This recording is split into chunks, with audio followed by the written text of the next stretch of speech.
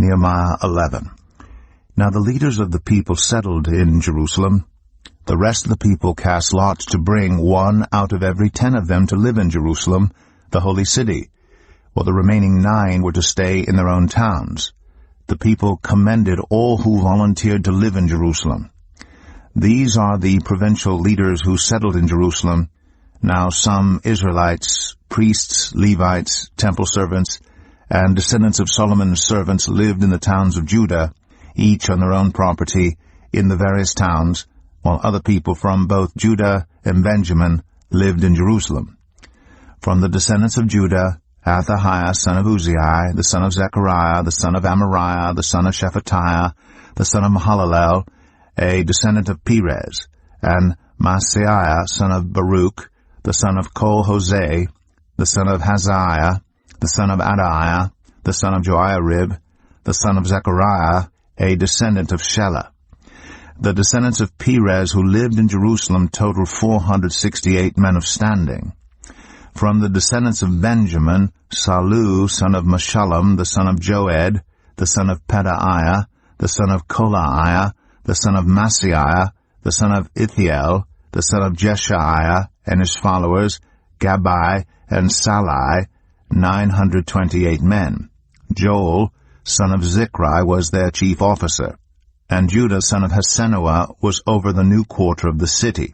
From the priests, Jedaiah, the son of Joiarib, Jachin, Seraiah, son of Hilkiah, the son of Meshullam, the son of Zadok, the son of Meriath, the son of Ahitub, the official in charge of the house of God, and their associates who carried on work for the temple, 822 men.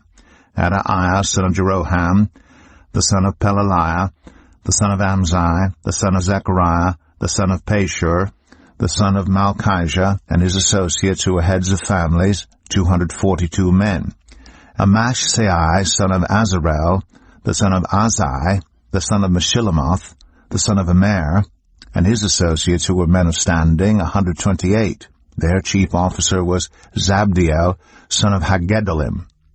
From the Levites, Shemaiah, son of Hashab, the son of Azrikam, the son of Hashabiah, the son of Bunai, Shabbathai and Jozabad, 2 of the heads of the Levites who had charge of the outside work of the house of God, Mattaniah, son of Micah, the son of Zabdi, the son of Asaph, the director who led in thanksgiving and prayer, Bakbukiah, second among his associates, and Abda, son of Shammua, the son of Galal, the son of Jeduthun.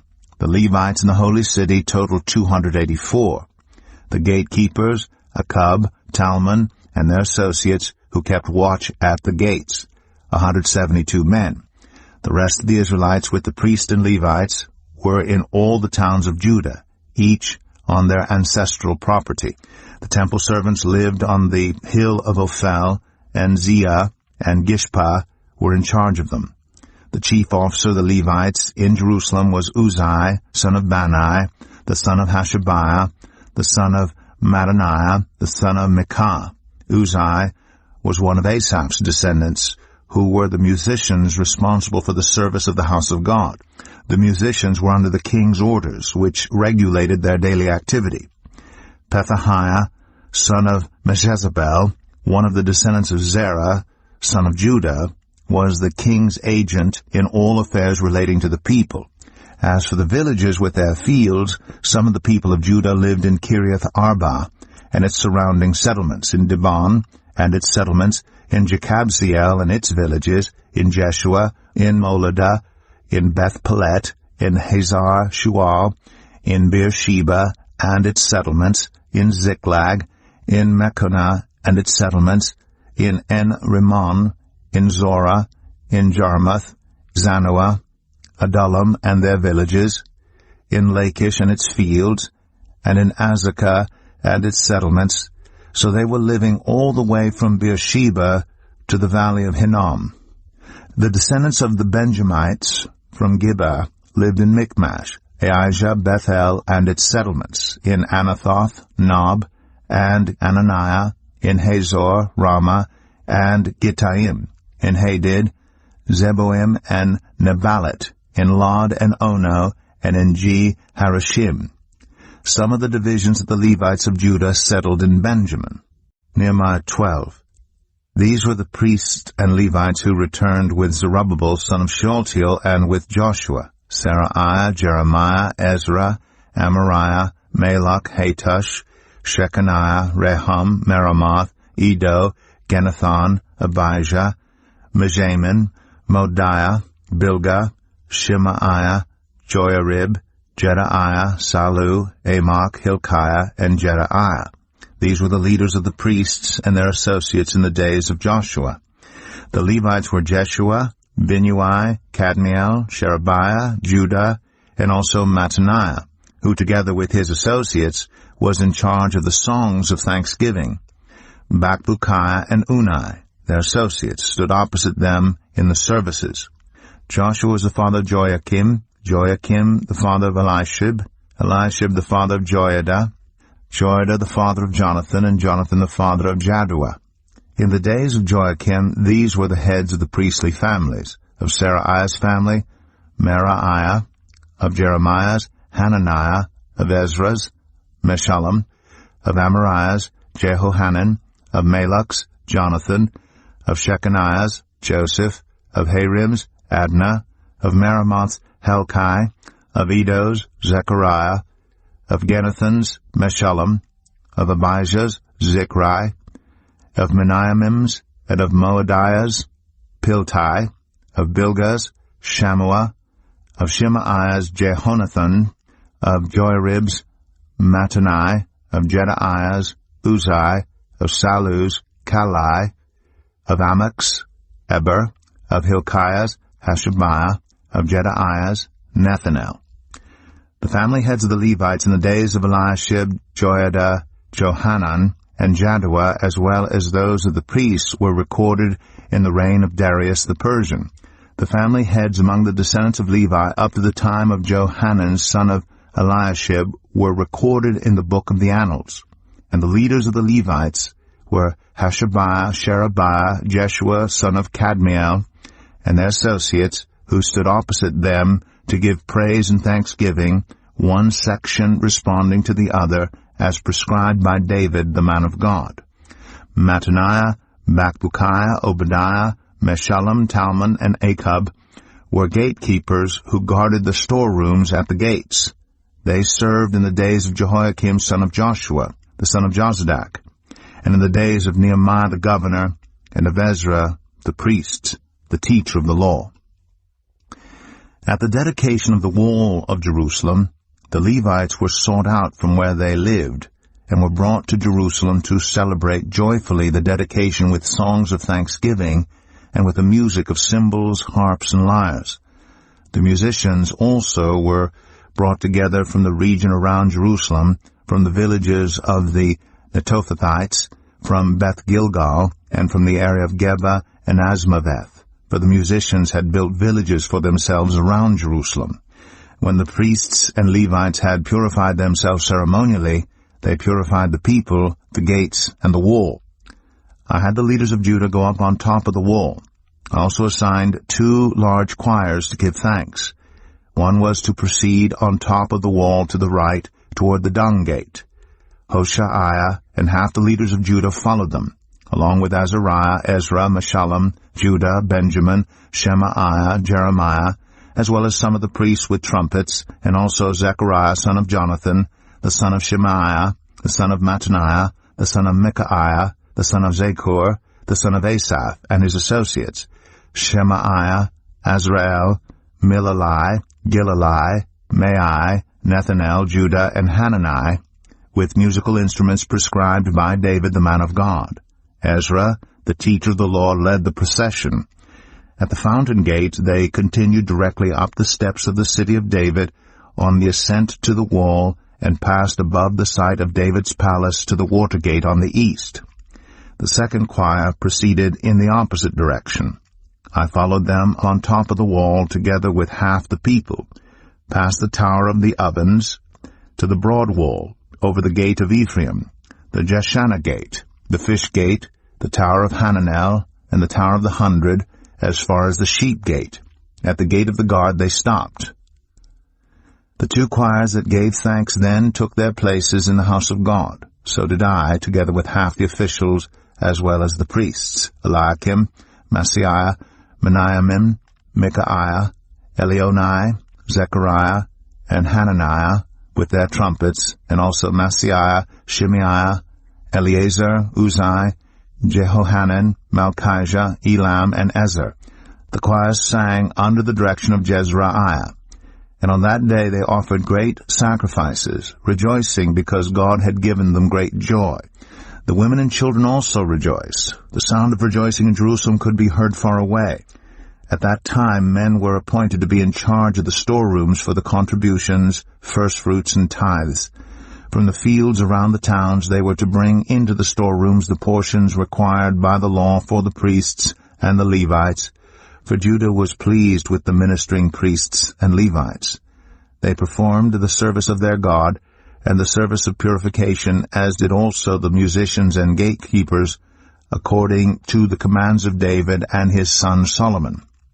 For long ago in the days of David and Asaph, there had been directors for the musicians and for the songs of praise and thanksgiving to God. So in the days of Zerubbabel and of Nehemiah, all Israel contributed the daily portions for the musicians and the gatekeepers. They also set aside the portion for the other Levites, and the Levites set aside the portion for the descendants of Aaron. Nehemiah 13.